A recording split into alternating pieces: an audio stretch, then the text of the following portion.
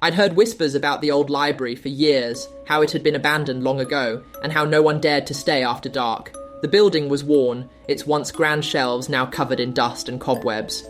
Yet, there was something about it that drew me in. As I stepped through the heavy wooden doors, the air was stale, but strangely cold. I hadn't expected the chill to hit me so quickly. The further I walked into the library, the colder it got, as if the temperature dropped with every step. My breath started to form in the air, the cold creeping under my coat. I walked past rows of old books, their pages yellowed and fragile. The silence was suffocating, the kind that feels too thick, like something was hiding in the shadows. Then I felt it, the cold. It wasn't the usual kind of cold you get from an old building. This was different. This felt unnatural, like something was watching me. I followed the chilling sensation as though it was pulling me towards a certain spot in the room. I reached a small corner where an old armchair sat under a flickering light. The air was so cold here I could feel it on my skin, creeping through my clothes.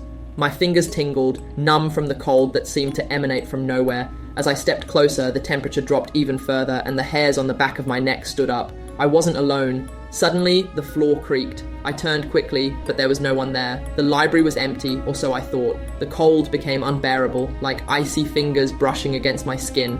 I stepped back, and as I did, the chill seemed to follow me. It was as if the spot wasn't just cold, it was alive. I left the corner and walked back towards the entrance, but the cold didn't stop. It stayed with me, wrapping around me like a heavy blanket. As I reached for the door, I glanced back one last time. That corner of the library was empty, except for the faint mist hovering in the air.